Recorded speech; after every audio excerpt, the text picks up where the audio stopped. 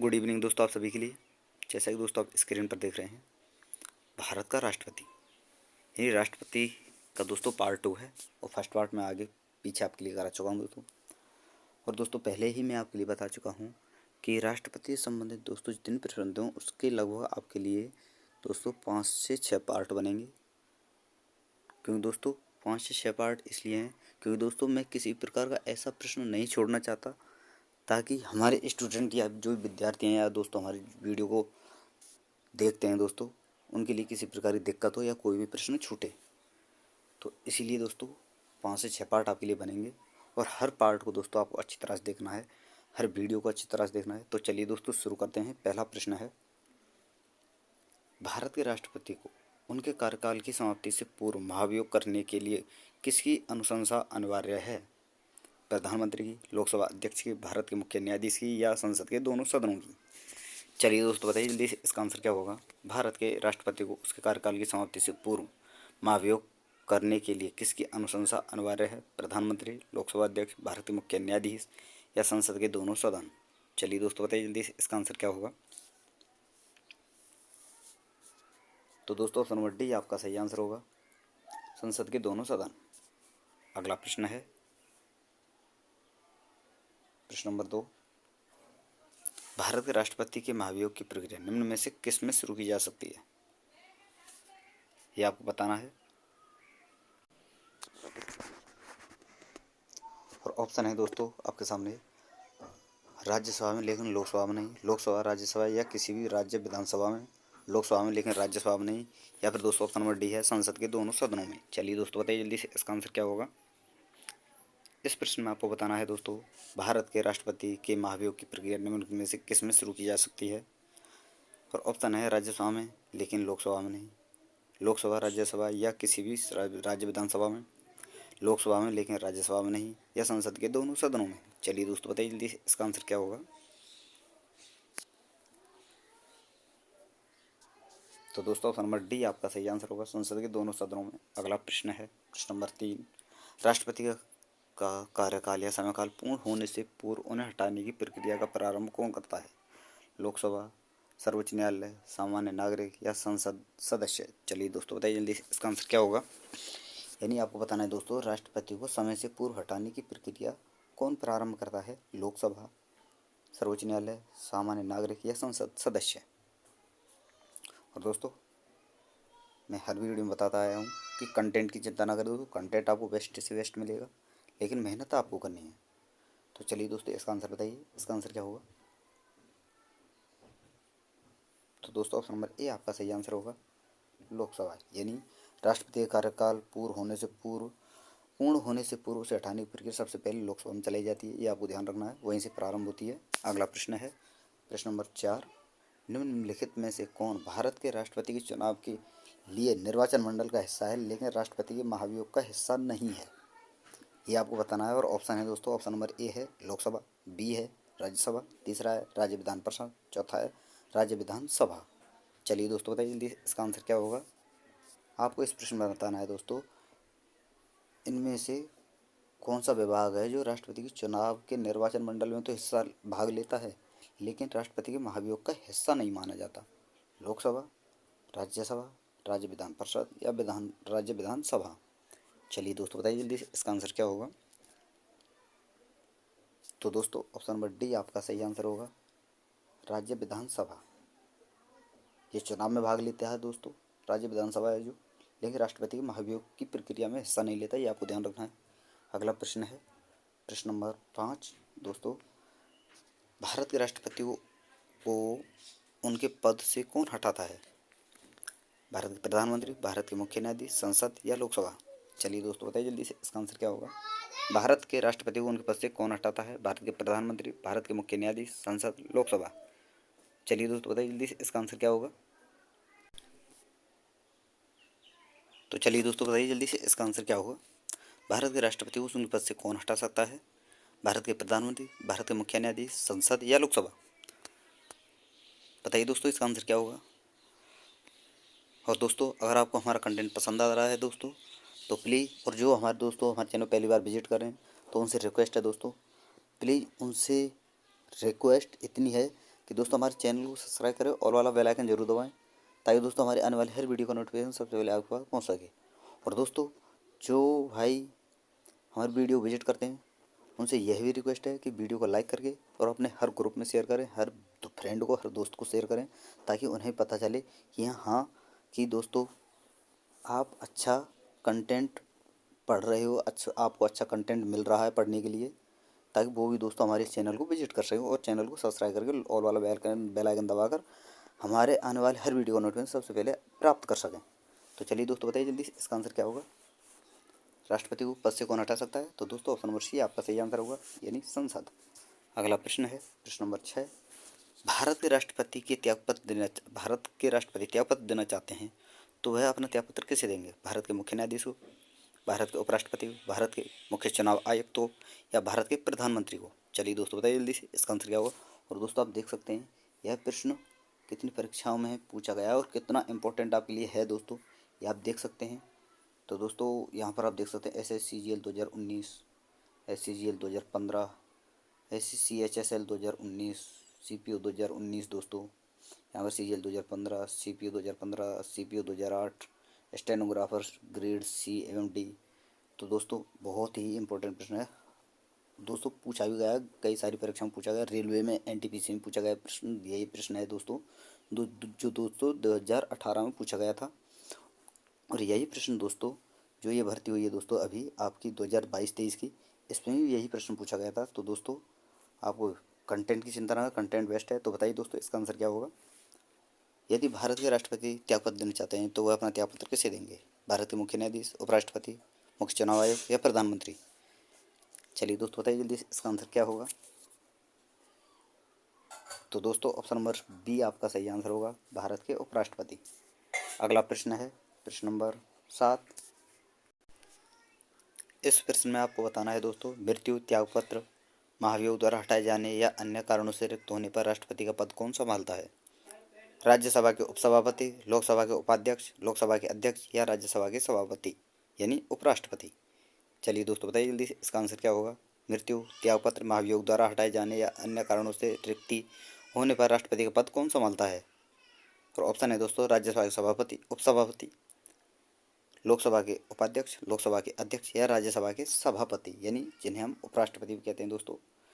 क्योंकि दोस्तों राज्यसभा का सभापति यानी दोस्तों मैं आपको बता दूं, जो राज्यसभा सभापति जो होता है वह दोस्तों उपराष्ट्रपति ही राज्यसभा का पदेन सभापति होता है, ये आपको ध्यान रखना है, आपसे पूछा जा सकता है। तो बताइए दोस्तों इसका आंसर क्या होगा। राष्ट्रपति का पद कौन संभालता है महाभियोग के बाद दोस्तों? तो दोस्तों ऑप्शन नंबर डी आपका सही आंसर होगा, राज्यसभा के सभापति यानी उपराष्ट्रपति। अगला प्रश्न है प्रश्न नंबर 8। राष्ट्रपति पद में रिक्ति की स्थिति में उपराष्ट्रपति अधिकतम कितनी अवधि के लिए राष्ट्रपति के तौर पर कार्य कर सकता है? 6 महीने, 3 महीने, 1 वर्ष, या 2 माह? चलिए दोस्तों बताइए जल्दी इसका आंसर क्या होगा।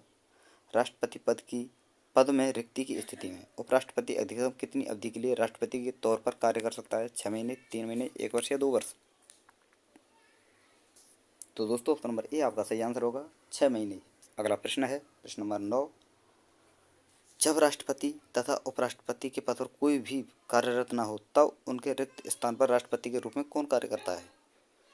भारत के प्रधानमंत्री, भारत का मुख्य न्यायाधीश, लोकसभा अध्यक्ष, भारत का नियंत्रक एवं महालेखा परीक्षक?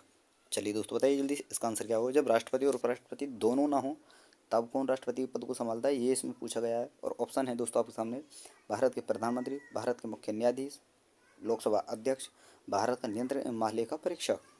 चलिए दोस्तों बताइए जल्दी इसका आंसर क्या होगा। दोस्तों ऑप्शन नंबर बी आपका सही आंसर होगा, भारत का मुख्य न्यायाधीश। अगला प्रश्न है प्रश्न नंबर 10। राष्ट्रपति पद कितने समय के लिए रिक्त रह सकता है? 6 माह, 9 माह, सॉरी दोस्तों 6 माह, 3 माह, 9 माह, या 12 माह? चलिए दोस्तों बताइए राष्ट्रपति का पद कितने समय के लिए रिक्त रह सकता है यानी खाली रह सकता है? 6 माह, 3 माह, 9 माह, या 12 माह? तो दोस्तों ऑप्शन नंबर ए आपका सही आंसर होगा, 6 माह। अगला प्रश्न है प्रश्न नंबर 11। भारत के राष्ट्रपति की शक्तियाँ एवं कार्य किसके समान होते हैं? चीन के राष्ट्रपति के समान, तुर्की के राष्ट्रपति के समान, ब्रिटेन की महारानी के समान, या दोस्तों USA के राष्ट्रपति के समान? और दोस्तों यह प्रश्न आप देख सकते हैं SSC MTS 2019 में पूछा गया प्रश्न है। तो दोस्तों ऐसे भी प्रश्न पूछे जाते हैं, ये आपको ध्यान रखना है। और इसीलिए मैंने दोस्तों एक भी ऐसा प्रश्न नहीं छोड़ा है जो पूछा ना गया हो और जिसकी पूछने की संभावना ना हो। तो बताइए दोस्तों इसका आंसर क्या होगा। भारत के राष्ट्रपति की शक्तियाँ और कार्य किस के समान होती हैं। चीन के राष्ट्रपति के समान, तुर्की के राष्ट्रपति के समान, ब्रिटेन की महारानी के समान, या दोस्तों यूएसए के राष्ट्रपति के समान। तो दोस्तों ऑप्शन नंबर सी आपका सही आंसर होगा, ब्रिटेन की महारानी के समान। अगला प्रश्न है प्रश्न नंबर 12। भारतीय संघ के राष्ट्रपति के पास वही संवैधानिक अधिकार हैं जो होते हैं दोस्तों ब्रिटिश राजा यानी रानी के पास, यूएस के राष्ट्रपति के पास, पाकिस्तान के राष्ट्रपति के पास, या फ्रांस के राष्ट्रपति के पास। चलिए दोस्तों बताइए जल्दी से इसका आंसर क्या होगा। और यह प्रश्न भी दोस्तों एसएससी टैक्स असिस्टेंट 2006 में पूछा गया प्रश्न है। तो बताइए दोस्तों इसका आंसर क्या होगा। भारतीय संघ के राष्ट्रपति के पास वही संवैधानिक अधिकार हैं जो होते हैं दोस्तों ब्रिटेन के राजा या रानी के पास, यूएसए के राष्ट्रपति के पास, पाकिस्तान के राष्ट्रपति के पास, या फ्रांस के राष्ट्रपति के पास। चलिए दोस्तों बताइए जल्दी से इसका आंसर क्या होगा। तो दोस्तों ऑप्शन नंबर ए आपका सही आंसर होगा, ब्रिटिश राजा या रानी के पास। अगला प्रश्न है प्रश्न नंबर 13। भारतीय संविधान के अंतर्गत संघ की कार्यपालिका का संवैधानिक प्रमुख कौन होता है। राष्ट्रपति, उच्चतम न्यायालय का मुख्य न्यायाधीश, प्रधानमंत्री, या राज्यसभा का अध्यक्ष। चलिए दोस्तों बताइए जल्दी इसका आंसर क्या होगा। इस प्रश्न में आपको बताना है दोस्तों भारतीय संविधान के अंतर्गत संघ की जो कार्यपालिका है उसका प्रमुख कौन होता है दोस्तों। राष्ट्रपति, उच्चतम न्यायालय का मुख्य न्यायाधीश, प्रधानमंत्री, या राज्यसभा का अध्यक्ष। चलिए दोस्तों बताइए जल्दी इसका आंसर क्या होगा। तो दोस्तों ऑप्शन नंबर ए आपका सही आंसर होगा, राष्ट्रपति। अगला प्रश्न है प्रश्न नंबर 14। संघ की कार्यकारी शक्ति निहित होती है प्रधानमंत्री की अध्यक्षता में मंत्रिपरिषद में, राष्ट्रपति, प्रधानमंत्री, या सर्वोच्च न्यायालय के मुख्य न्यायाधीश। चलिए दोस्तों बताइए जल्दी से इसका आंसर क्या होगा। संघ की कार्यकारी शक्ति में कौन निहित है, यानी किसका प्रावधान है, यह आपको बताना है। प्रधानमंत्री की अध्यक्षता में मंत्रिपरिषद, राष्ट्रपति, प्रधानमंत्री, या सर्वोच्च न्यायालय के मुख्य न्यायाधीश। चलिए दोस्तों बताइए जल्दी इसका आंसर क्या होगा।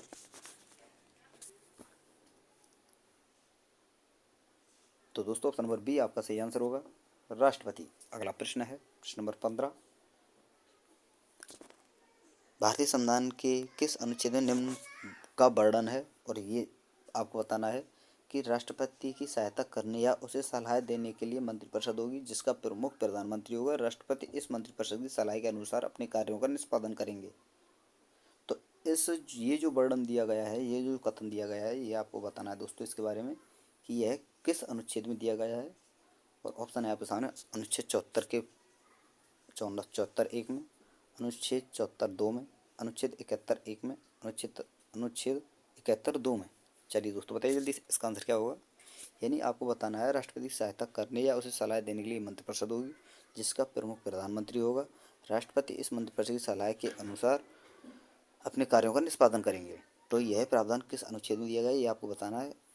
और ऑप्शन है दोस्तों अनुच्छेद 74(1), अनुच्छेद 74(2), अनुच्छेद 71(1), अनुच्छेद 71(2). चलिए दोस्तों बताइए जल्दी से इसका आंसर क्या होगा। तो दोस्तों ऑप्शन नंबर ए आपका सही आंसर होगा, अनुच्छेद 74(1). अगला प्रश्न है प्रश्न नंबर 16। भारत के राष्ट्रपति को स्वेच्छा निर्णय अधिकार के अंतर्गत क्या प्राप्त है। वित्तीय आपातकाल घोषित करना, किसी राज्य में राष्ट्रपति शासन लागू करना, प्रधानमंत्री की नियुक्ति करना, या दोस्तों मुख्य चुनाव आयुक्त की नियुक्ति करना। चलिए दोस्तों बताइए जल्दी से इसका आंसर क्या होगा। इस प्रश्न में आपको बताना है दोस्तों भारत के राष्ट्रपति को स्वेच्छा निर्णय अधिकार यानी विवेकाधिकार के अंतर्गत क्या प्राप्त है। वित्तीय आपातकाल घोषित करना, किसी राज्य में राष्ट्रपति शासन लागू करना, प्रधानमंत्री की नियुक्ति करना, या फिर दोस्तों मुख्य चुनाव आयुक्त की नियुक्ति करना। और दोस्तों मैं आपको बता दूं कि आप मेरी वीडियो देखते भी आए हैं और देखते भी हैं दोस्तों, देखते रहेंगे जिन्हें हमारा कंटेंट अच्छा लगता है दोस्तों। और दोस्तों मैं आपको बता दूं कि आप देख सकते हैं मेरी वीडियो में, हर वीडियो में आप देख सकते हैं कि मैं किसी प्रकार का मजाक या किसी प्रकार की बिना काम की कोई बातें करता नहीं हूँ। ओनली पढ़ाई और मोटिवेशन। तो दोस्तों अगर आपको केवल पढ़ाई ही करनी है तो दोस्तों आप हमारे चैनल को सब्सक्राइब कर सकते हैं, क्योंकि दोस्तों यहाँ आप पढ़ने के लिए आते हैं, ना कि किसी प्रकार की अन्य किसी शरारत के लिए। तो दोस्तों मैं इस प्रकार की कोई भी शरारत करता नहीं हूँ वीडियो में, क्योंकि दोस्तों मुझे यहाँ पर आपको पढ़ाना है, अच्छा कंटेंट प्रोवाइड कराना है। तो इसलिए दोस्तों मैं नहीं चाहता कि हमारा कोई भी स्टूडेंट किसी प्रकार की बकवास में पढ़ के दोस्तों अच्छा कंटेंट भी प्राप्त ना करे और दोस्तों उसका समय भी बर्बाद हो। इसलिए मैं नहीं चाहता कि किसी प्रकार की कोई भी बगैर बात की, बिना बात की कोई भी बातें की जाएँ। वीडियो में हम दोस्तों यहाँ पर पढ़ने आए हैं तो हमेशा पढ़ने पर ध्यान दें और दोस्तों मन लगा कर तैयार करें। और दोस्तों क्योंकि दोस्तों मैं इसलिए हर बार बोलता हूँ आपके लिए कि मन लगा कर तैयार करें, क्योंकि दोस्तों आपको आपके माँ बाप को आपसे बहुत उम्मीदें हैं दोस्तों। आपको भाई बहन जो भी हैं दोस्तों उन सभी को बहुत उम्मीदें हैं। तो इसलिए दोस्तों बोलता हूँ मैं मन लगा कर पढ़ाई करें। तो बताइए दोस्तों इसका आंसर क्या होगा कि भारत के राष्ट्रपति को स्वेच्छा निर्णय अधिकार के अंतर्गत क्या प्राप्त है। तो दोस्तों ऑप्शन नंबर सी आपका सही आंसर होगा, प्रधानमंत्री की नियुक्ति। अगला प्रश्न है प्रश्न नंबर 17। भारतीय संघ के प्रधानमंत्री और अन्य मंत्रियों को भारत के संविधान के किस अनुच्छेद के तहत राष्ट्रपति द्वारा नियुक्त किया जाता है। अनुच्छेद 85, 70, 79 या 75। चलिए दोस्तों बताइए जल्दी से इसका आंसर क्या होगा। और दोस्तों मैं आपको बता दूं, आज आपके पास जॉब नहीं है तो आपके ऊपर चाहे आप कितनी मेहनत कर लो, हर कोई आपके लिए उंगली उठाएगा। क्योंकि दोस्तों आज का जो समाज है, मैं आपको बता दूं दोस्तों, वो आपकी मेहनत नहीं देखेगा। जिस दिन चाहे वो कितना भी होशियार हो, पढ़ने में कितना भी आपने मेहनत की हो दोस्तों, वो आपकी मेहनत नहीं देखेगा। आपका जो इतना मेहनत किया है आपने वो नहीं देखेगा दोस्तों। लेकिन वो देखते हैं खाली कि हाँ बच्चा सक्सेसफुल हुआ है या नहीं है, कोई जॉब मिली है या नहीं। तो दोस्तों मैं आपको बता दूं, जब तक आप जॉब प्राप्त नहीं करते तो आपका हर कोई आपसे दूर रहेगा। लेकिन जिस दिन आप जॉब प्राप्त कर लोगे उस दिन मैं आपको बता दूं, हर कोई अपना होगा। हर कोई जो आपका दुश्मन है वो भी आपके पास आएगा, आपसे प्यार की बातें करेगा, मीठी बात करेगा। तो सबसे मेन चीज़ है दोस्तों, आप अच्छी मेहनत करें और अच्छी जॉब प्राप्त करें ताकि हर कोई आपका बना रहे। तो दोस्तों और दोस्तों आपकी इस जॉब से किसी को कोई उम्मीद नहीं होती बिना आपके माँ बाप के। लेकिन क्योंकि वही माँ बाप ही हैं जो आपसे उम्मीद करते हैं कि हमारे बच्चे का भविष्य अच्छा हो। तो दोस्तों अपने माँ बाप की उम्मीदों पर खरा उतरें और अपने जो भी अपने माँ बाप से प्यार करता है वो हमारे चैनल को प्लीज़ सब्सक्राइब करें और ऑल वाला बेल आइकन दबाएं। और दोस्तों अच्छी मेहनत करें और अपने माँ बाप का भी सपना पूरा करें दोस्तों, ताकि दोस्तों उन्हें भी शांति मिलेगी, हाँ आज हमारा बेटा सक्सेसफुल हो गया। तो चलिए दोस्तों बताइए जल्दी से इसका आंसर क्या होगा। भारतीय संघ के प्रधानमंत्री और अन्य मंत्रियों को भारत के संविधान के किस अनुच्छेद के तहत राष्ट्रपति द्वारा नियुक्त किया जाता है। अनुच्छेद 85, 70, 79, 75। तो दोस्तों ऑप्शन नंबर डी आपका सही आंसर होगा, अनुच्छेद 75। अगला प्रश्न है प्रश्न नंबर 18। भारत में केंद्रीय मंत्रियों की गोपनीयता की शपथ किसके द्वारा दिलाई जाती है। भारत के प्रधानमंत्री द्वारा, भारत के नियंत्रक मालिका परीक्षक द्वारा, भारत के राष्ट्रपति द्वारा या भारत के मुख्य न्यायाधीश द्वारा। चलिए दोस्तों बताइए जल्दी से इसका आंसर क्या होगा। भारत में केंद्रीय मंत्रियों को गोपनीयता की शपथ किसके द्वारा दिलाई जाती है। भारत के प्रधानमंत्री द्वारा, नियंत्रक मालिका परीक्षक के द्वारा, राष्ट्रपति के द्वारा या मुख्य न्यायाधीश के द्वारा। तो दोस्तों ऑप्शन नंबर सी आपका सही आंसर होगा, भारत के राष्ट्रपति के द्वारा। अगला प्रश्न है प्रश्न नंबर 19। किसकी सलाह पर राष्ट्रपति दूसरे मंत्रियों को नियुक्त करता है। राज्यपाल, रेल मंत्री, प्रधानमंत्री या रक्षा मंत्री। चलिए दोस्तों बताइए जल्दी से इसका आंसर क्या होगा। किसकी सलाह पर राष्ट्रपति दूसरे मंत्रियों को नियुक्त करता है दोस्तों। राज्यपाल की सलाह पर, रेलवे मंत्री की सलाह पर, प्रधानमंत्री की सलाह पर या रक्षा मंत्री की सलाह पर। चलिए दोस्तों बताइए जल्दी से इसका आंसर क्या होगा। तो दोस्तों ऑप्शन नंबर सी आपका सही आंसर होगा, प्रधानमंत्री की सलाह पर। अगला प्रश्न है प्रश्न नंबर 20। भारतीय संविधान के अनुसार केंद्रीय मंत्री किसकी इच्छा रहने तक पद संभालेंगे। भारत के राष्ट्रपति की सलाह, भारत के राष्ट्रपति की इच्छा रहने तक, भारत के प्रधानमंत्री, संसद या सर्वोच्च न्यायालय। चलिए दोस्तों बताइए जल्दी से इसका आंसर क्या होगा। भारतीय संविधान के अनुसार केंद्रीय मंत्री किसकी इच्छा रहने तक पद संभालेंगे, यानी किसकी इच्छा के अनुसार पद संभालेंगे। तो राष्ट्रपति, प्रधानमंत्री, संसद या सर्वोच्च न्यायालय। तो दोस्तों ऑप्शन नंबर ए आपका सही आंसर होगा, भारत के राष्ट्रपति। अगला प्रश्न है दोस्तों प्रश्न नंबर 21। राष्ट्रपति मंत्रिपरिषद के सदस्यों को कैसे बर्खास्त कर सकता है।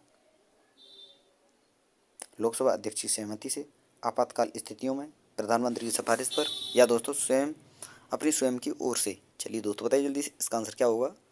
आपको बताना है दोस्तों राष्ट्रपति मंत्रिपरिषद के सदस्यों को कैसे बर्खास्त कर सकते हैं दोस्तों। और ऑप्शन हैं लोकसभा अध्यक्ष की सिफारिश से, आपात स्थितियों में, प्रधानमंत्री की सिफारिश पर या अपने स्वयं की ओर से। चलिए दोस्तों बताइए जल्दी से इसका आंसर क्या होगा।